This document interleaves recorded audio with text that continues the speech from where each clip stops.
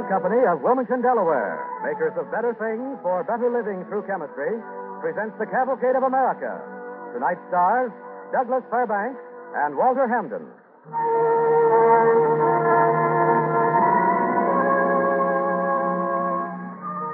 Tonight, during Thanksgiving week, DuPont Cavalcade presents a Thanksgiving play called The Stepping Stone.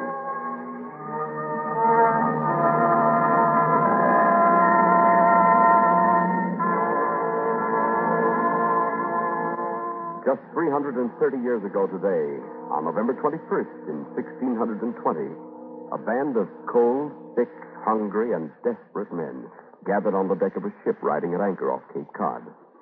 There, on that day, they signed the first American charter of civil liberties and civil responsibilities, the document now known as the Mayflower Compact. Tonight, the DuPont Cavalcade brings you their story. Walter Hampden will play the part of William Brewster, and Douglas Fairbanks will be John Alden.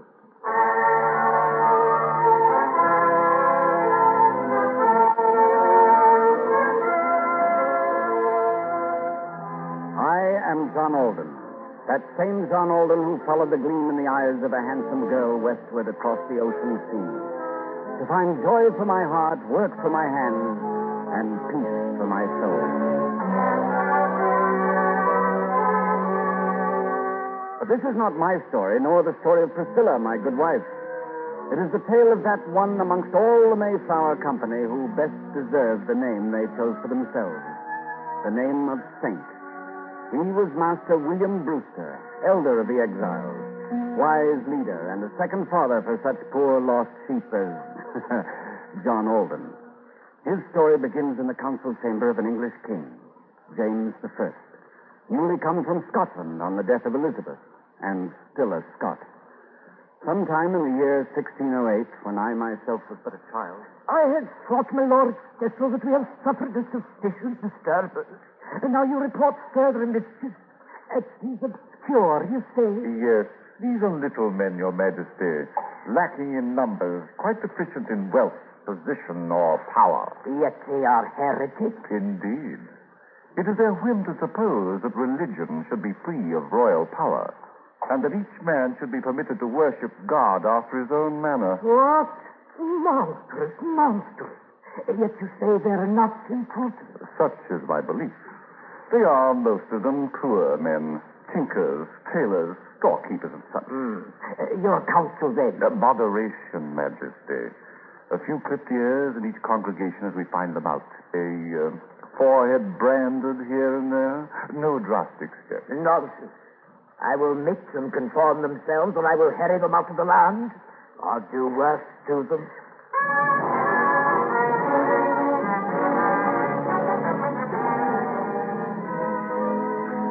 Among the little people was Master William Brewster, postmaster and innkeeper at Scrooby in a far corner of Nottinghamshire. With Richard Clifton and John Robinson, this Brewster had formed a secret congregation of free worshippers. When word of the king's purpose reached the elders, I vow we must never submit to this lordly and tyrannous power. What say you, Master Brewster? That we are like to have small choice in the matter, Richard. The power is too great. oh, why should God have given England to the devil's very nephew? Perhaps to test the strength of our own convictions, Master Robinson. This great Gilly on the throne suffers in his mind from the canker of kings, a belief in force. We must summon up an answerable courage. But what shall we do, brother? Go on as before. Worship God and trust in him. Meet in secret as before. Love each one the other as before. But must we not prepare? For exile? Yes, I fear we must. When the blow falls, we must be ready. There's been talk of Holland. It is said a man may call his soul his own in the lowland cities. That is true enough as our world goes.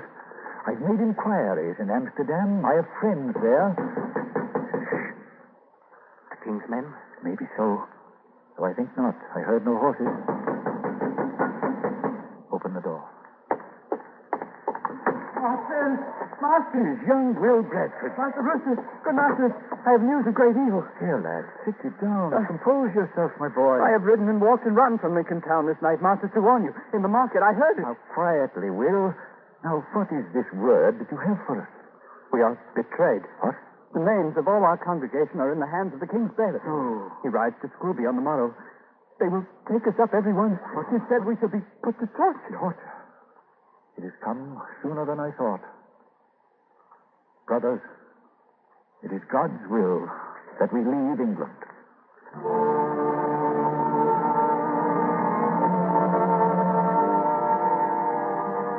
And so the Lord's free people fled into Holland. In Amsterdam and Leiden, grinding poverty was their lot, with hard labor at unfamiliar tasks, the burden of all, even the smallest children.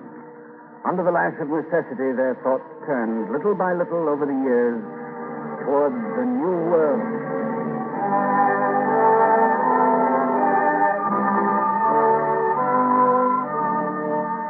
And it was William Brewster who pressed them forward in this new adventure.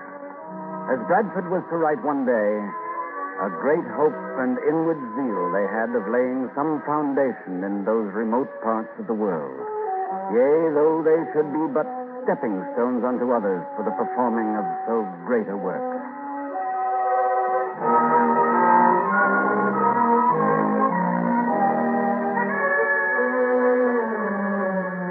In Leiden, the elder had turned printer for his daily bread. Certain tracts published by him offended the authorities, both Dutch and English. And so he alone of all the company was still a fugitive in the year 1620.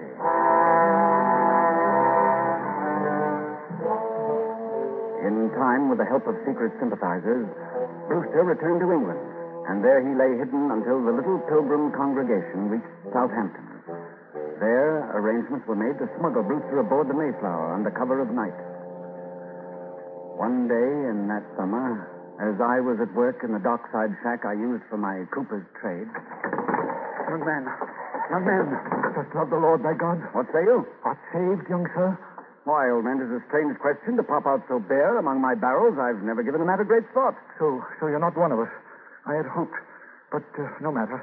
Do you love justice, young Cooper? Aye, though I've seen little of such like commodity hereabouts.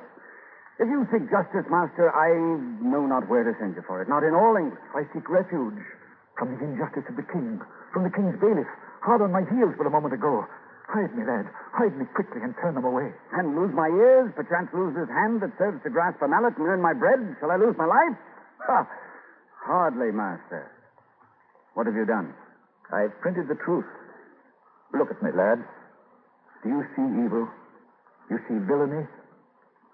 Look into my eyes. I saw gentleness and light, such goodness as in all my young life I had never known. Even now I could not tell the why of it, but I knew I must do this man's bidding, despite the king's cruel law. Again I heard him implore. Hide me, lad. Find me a refuge or I shall be taken. My life will be forfeit.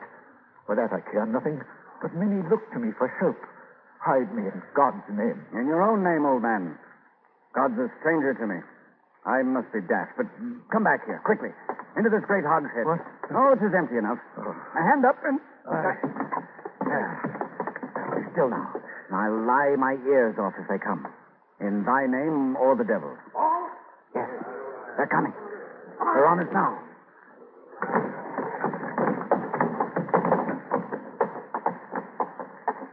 Who are you?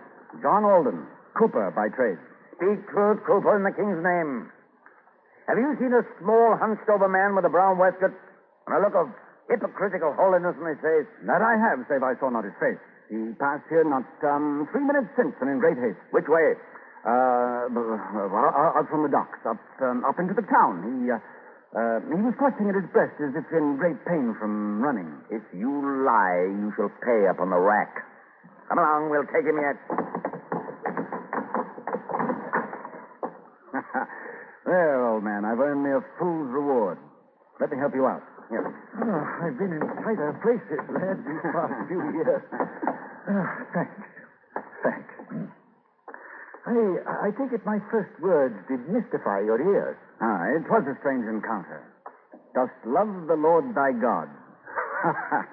Who can answer to that? Some of us can. We have many secret partisans on this coast. For the manner of password, a countersign. Oh. Lad, I'm William Brewster, lately a printer by trade. I'm John Alden, the cooper. Surely we are well met, though we must part right soon. Elder Brewster. Priscilla, Oh, Master. I saw the soldiers. where's your father? Where's Master Mullins? He waits upon your coming at the place we had agreed. He dared not to leave, so he sent me in search of you. I saw the soldiers enter here. I was afraid for you. There now, girl, I'm quite safe by the art of this young man. Priscilla Mullins, this is John Alden, who has done me a great kindness without asking why. My service, miss. Why do you stare so? Your eyes, miss. They're like the eyes of the elder here. Are you kin? Only in the spirit, John. We are both of the company who sail for the New World, to worship as we will. Would you have need of a well-skilled carpenter and cooper, master? What, you'd venture with us? Well, that I would.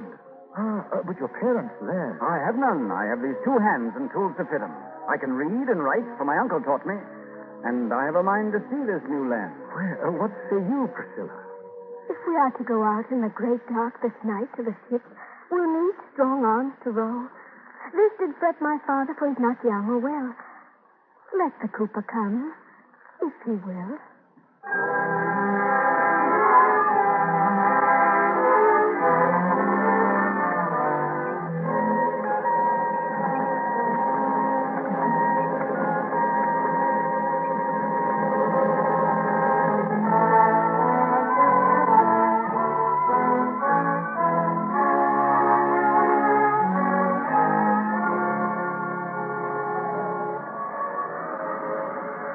From the log of the ship Mayflower, Captain Christopher Jones, commanding. The 6th of September, 1620. Weighed anchor. Wind fair. Course west-southwest. So we take our departure from England.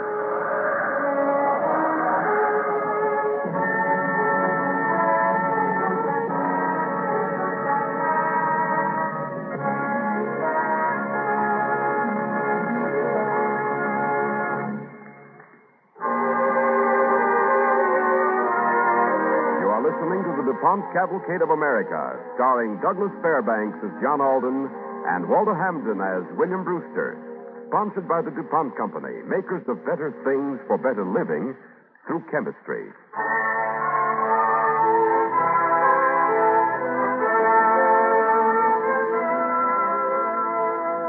Our play, The Stepping Stones, continues. The same being a tale of the Mayflower and the Mayflower Compact, signed 330 years ago today off the Massachusetts shore, in a time when the ideas of religious freedom and equality were new in the world. John Alden tells the story of Elder Brewster.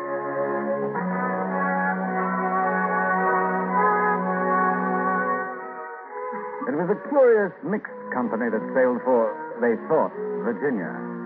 Brewster's congregation numbered but 41. 63 others, the outsiders or strangers, had been lured into the adventure by the promises of the London investors who had furnished a ship for the voyage. Most of these outsiders were respectable folk, though less than churchly. A few a little better than vagabonds, the scourings of London gutters. The churchmen insisted on ruling the whole company, but they did allow one spokesman for the unredeemed. Soon there was trouble brewing. I recall one night, midway in the passage, Priscilla Mullins came on deck to escape the cold, black stench of that dreadful hold. I followed her to the rail. John, you know you mustn't talk with me. Well, so says your father, but why? Why does Master Mullins look down his nose at me? Why? Because you are not one of us. Must I say it again? Because I won't listen to long-winded sermons in yon foul, smothering hold? Because I can't sing tuneless hymns when I don't know what they mean? Because you blaspheme against God and make sport of our ways. Because you are profane, John Alden. But I but speak my mind. I like to laugh a bit. I mean no harm to your people. Well, hear me out, Priscilla. There are those among this ship's company who do wish to harm the saints. What do you mean? That mutiny's brewing with those you call outsiders. Mutiny? They will not long brook your elder's authority once lands in view. You see, They like not being forever outside. The ship is our ship by charter.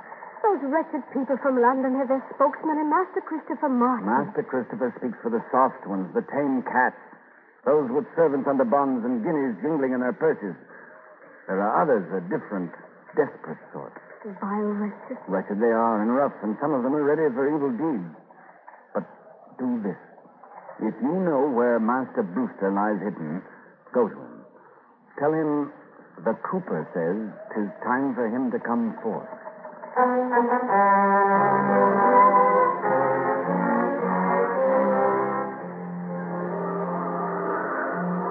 The winds blew and cracked their cheeks, and we buried young Billy Button at sea, the first to die. A child, Oceanus Hopkins, was born. John Howland was swept overboard and pulled himself back by a trailing halyard. A miracle, declared the saints. But there were more sinners than saints aboard that storm-racked ship.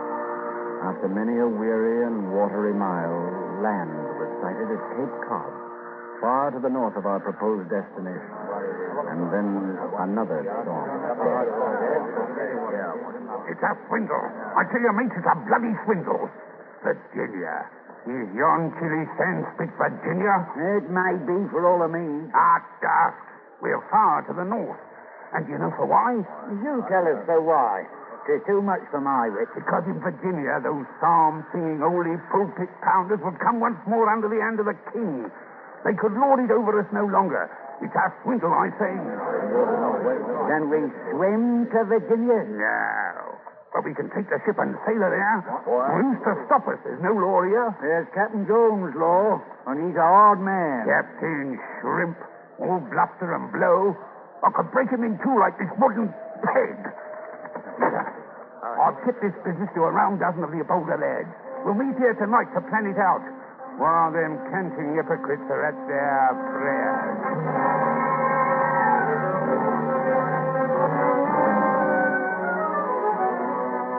And around the one open fire in the passenger hold, another council was in progress. Huddled there against the November cold were Elder Brewster and John Carver of the Holland congregation, with Miles Standish, the little red-headed soldier, and Christopher Martin representing the outsiders, the unsanctified.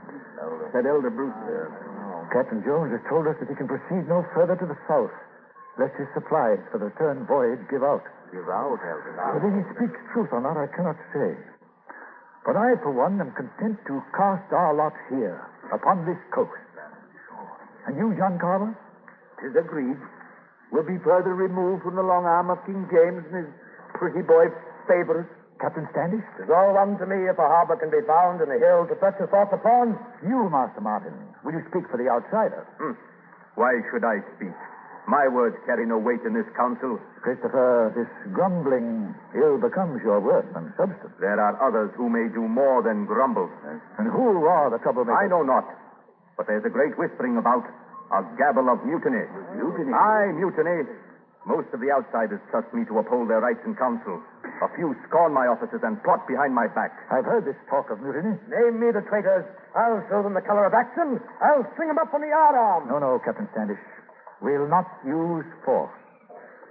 Force is the name of all we strive and suffer to conquer. Force breeds force, as maggots breed corruption. And the end of that road is ever death. No, we must try the way of reason and loving kindness. We're all Englishmen here on this far edge of earth, and we're all children of God. We must act as brothers, or surely we shall perish ere the spring moves north again. What would you have us do then? I put that question most urgently in prayer, Master Carver, and my prayer has been answered. Let us draw up a compact for our governance. And in this treaty amongst ourselves, let it be written that all in the community are equal before the law. Equal before the law. Equal? Why, 'tis a thing unheard of. Some must rule and some be ruled. It's ever been so. Some must lead, 'tis true, and others follow, but by consent, not by force.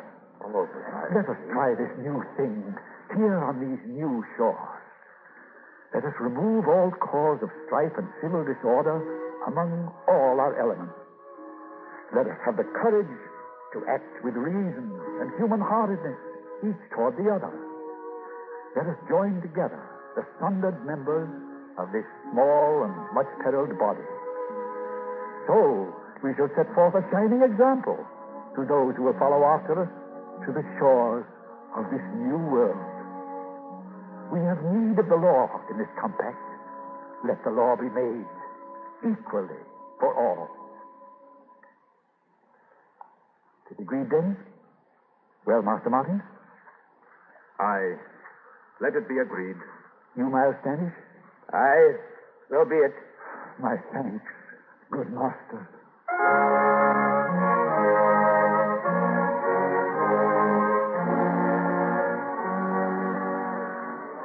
This gray and sleety hour is the 11th of November, old style, in 1620. November 21st in your new calendar, 330 years ago today. To all the assembled Mayflower Company on deck, William Brewster offers his compact. In the name of God, amen. Amen. We, whose names are underwritten, the subjects of our dread sovereign Lord, James I, of Great Britain, France, and Ireland, King. Brothers, I beg of you, 'tis but a form of words. We are English still. This compact will be heard at home. Let us not have the Stuart princelings send the ship of war against us. We do by these presents, solemnly and mutually, in the presence of God and of one another, covenant and combine ourselves together into a civil body politic for our better ordering and preservation. And by virtue hereof, to enact, constitute, and frame such just and equal laws, ordinances, acts, constitutions, and offices from time to time, as shall be thought most meet and convenient for the general good of the colony, unto which we all promise due submission and obedience. In witness whereof, we have hereunder subscribed our names at Cape Cod, the 11th of November, in the year of our Lord, 1620. Who will sign this compact? I, John Carver. Aye, William Bradford. I, Edward Winslow. Aye, Isaac Allerton. Aye, Miles Standish. Though 'tis a great foolishness. Who among the artisans will come forward now? This is for all of us. Not just the Holland men, and not just the gentry born. 'Tis for all of us. Masters and yeomen alike. Who will come forward and sign? John Alden? Yes, I'll sign with all my heart, as I do love justice.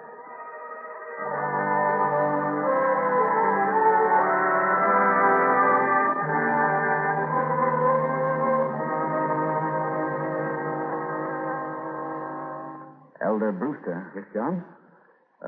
There'll be no mutiny now.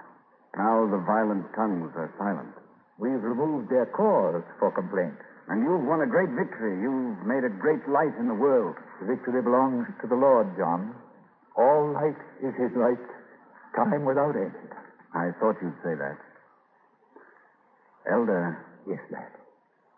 Could you teach me what you mean when you say such things? Could you show me this way you have chosen, this way of truth and light? I would share the peace I've seen in your eyes. Oh, you would be one of us, John? If you'll teach me, Master, I'll try to learn to walk your path. Though, mind you, it will not be easy work. It's not an easy road, John. But I'll do my best. Wait, where are you going? To tell Priscilla Mullins and her father.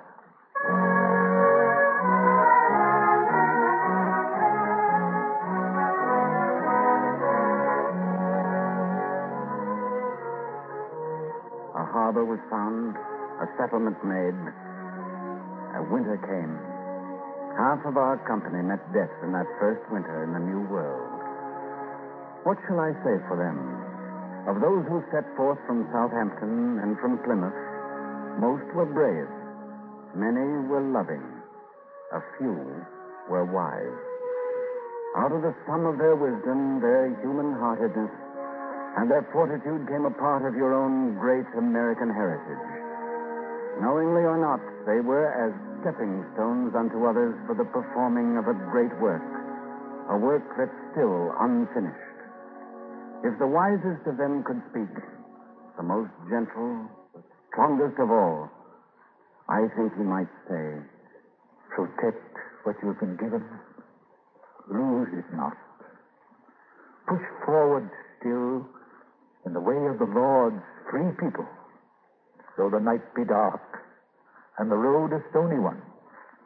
Follow ever the path of reason and courage and love.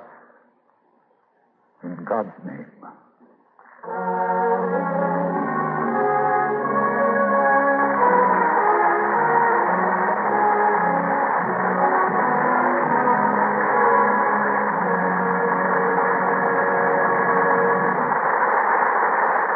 Our thanks to Waldo Hamden, Douglas Fairbanks, and the Cavalcade Players for tonight's story, The Stepping Stones.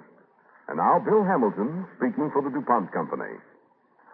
This will be the 50th Thanksgiving Day of the 20th century, and America has come halfway through a hectic 100 years. Yet here we are, and we've taken all that fate has hurled at us, and have grown stronger every day. This is reason enough for Thanksgiving. We should, as a nation, lift our voices in a great hymn of thanks to our Maker for the wisdom, the courage, the adaptability, the good fortune, the plain doggedness that have brought us through safely. One secret of this strength, beyond question, is the indomitable urge that God has given us to create, to build, to improve. More than a century and a half of experience has shown the secret of America's strength in war and in peace. A way of living and working we know as the American way of life. May we continue in it and prosper. May we continue in it and achieve one day the treaty of peace for which mankind has prayed so long and tearfully. The treaty of peace which will endure forever. This is the Thanksgiving wish of the men and women who make the DuPont Company's better things for better living through chemistry. Tonight's DuPont Cavalcade, The Stepping Stones, was written by George H. Faulkner. In support of Douglas Fairbanks and Walter Hamden tonight, you heard Susan Douglas as Priscilla. Mr. Fairbanks' current motion picture is State Secret. Music for the DuPont Cavalcade is composed by Arden Cornwell and conducted by Donald Voorhees. The program is directed by John Zoller. This is Cy Harris speaking. Ladies and gentlemen, though tuberculosis is no longer the menace it was at the beginning of the century, it still takes more lives than all other infectious diseases put together. But TB can be conquered by medical care and research, financed by your purchase of Christmas seals. So this year, buy them, and buy a lot.